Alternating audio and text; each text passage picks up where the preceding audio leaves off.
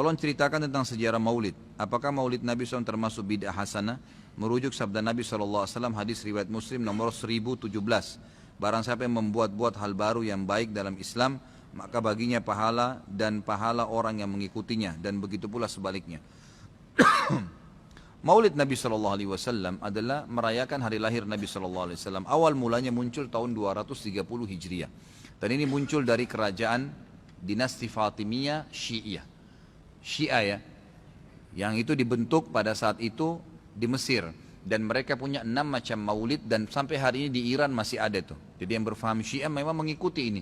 Sayangnya banyak ahli sunnah yang menarik ajaran ini, pemahaman ini ke pemahaman mereka. Padahal sebenarnya pemahaman orang-orang Syiah. Dan Syiah ini jelas mengkafirkan sahabat, mengatakan Al-Quran kurang, gitu kan. Mereka punya 6 macam maulid. Maulid Nabi SAW, Hasan, Husain, Fatimah, Ali, dan rajanya mereka. Dan mereka pada saat membaca maulid dengan zikir-zikir yang sering kita dengar sekarang, itu ya mereka berdiri di tengah-tengahnya karena menganggap ruhnya Nabi SAW sedang lewat. Banyak orang ahli sunnah di Indonesia yang benci dengan Syiah. Karena pemahaman Syiah jelas ya mengkafirkan sahabat, mencaci maki Abu Bakar dan Umar, mengkafirkan mereka, mengatakan Quran kurang, tapi mereka tidak sadar maulid yang mereka lakukan adalah acara dari orang-orang Syiah. Gitu kan? Anda boleh kembali kepada buku sejarah, semua buku sejarah menjelaskan masalah itu. Jadi munculnya di tahun 230 Hijriah dan dilakukan oleh Syiah ya pada saat itu yang mendirikan dinasti Fatimiyah namanya. Baik, itu kurang lebih gambaran tentang sejarahnya. Dan orang-orang Syiah Fatimiyah waktu itu mengadakan maulid. Review lagi kembali kenapa mereka buat. Ternyata mereka waktu itu di Mesir berbatasan dengan Bizantium, kerajaan Romawi. Dan waktu itu orang-orang Romawi mereka mengadakan maulidnya Nabi Isa, kan gitu. Maka orang-orang Syiah waktu itu mengatakan di Mesir, kalau gitu kita juga buat maulid untuk Nabi SAW. Maka dibuatlah. Dan sekarang Anda boleh tanya kepada siapapun, kiainya, habibnya, tanya, apakah Nabi SAW pernah melakukan maulid kayak Anda lakukan nih? Berzikir, baca salawat, berdiri, menganggap ruhnya Nabi sedang lewat, pernah? Pasti kalau mereka jujur, mereka akan mengatakan tidak pernah. Ditanya, lalu kenapa Anda lakukan? Bentuk cinta kepada Nabi SAW. Bentuk cinta itu harusnya mengikuti dan mencontohi dan melakukan apa yang dicontohkan dan diperintahkan saja, enggak menambah, gitu kan? Karena kalau kita menambah seakan-akan kita menganggap Nabi SAW masih ada yang belum disampaikan. Para Nabi sudah pada saat meninggal menyampaikan semua. Apa kata Ibnu Katsir rahimahullah? Beliau mengatakan kalimat yang mulia pada saat menafsirkan surah Al-Maidah ayat 3. Al-yawma akmaltu lakum dinakum wa atmamtu alaikum ni'mati wa raditu lakumul Islam madina. Hari ini aku sempurnakan agama kalian, nikmatku untuk kalian, dan aku ridho Islam sebagai agama kalian, kata Ibnu Katsir.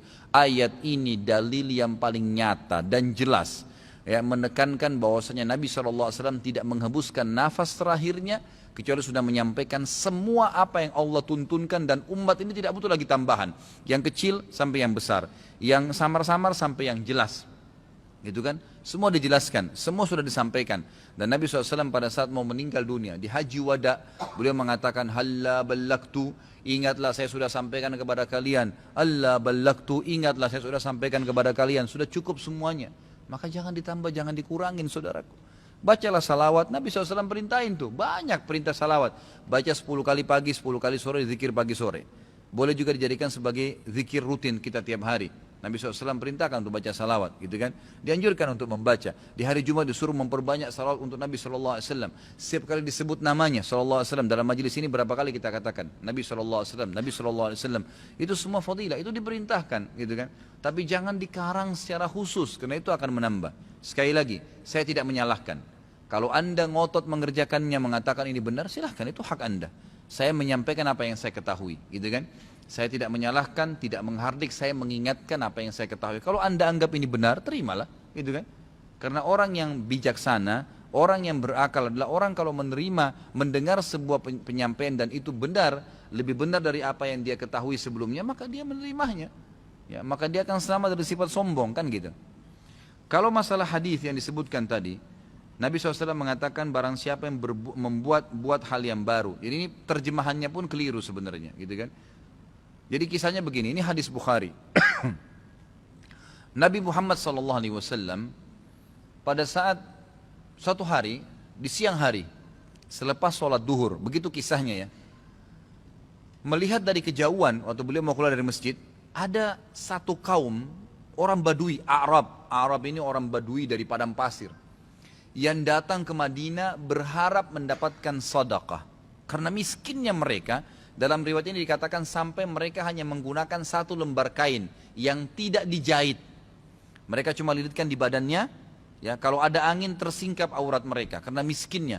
Dan mereka mengikat ujung kain itu satu sama yang lain di lehernya, gitu kan? Dan diikat juga di bagian bawahnya. Sehingga memang peka sekali bisa kelihatan auratnya. Dan dari muka mereka kelihatan, dalam hadis ini dikatakan kemiskinan. Wajahnya sudah hitam, kelihatan tua sekali karena susahnya. Lalu Nabi SAW naik di atas mimbar sambil berkata, ini pentingnya mempelajari sababul wurudnya hadis. Sebabnya hadis disebutkan, sama kalau ayat sababun nuzul ya. Perhatikan hadis tadi yang disebutkan, ini adalah sababul wurudnya. Ini saya ceritakan sekarang.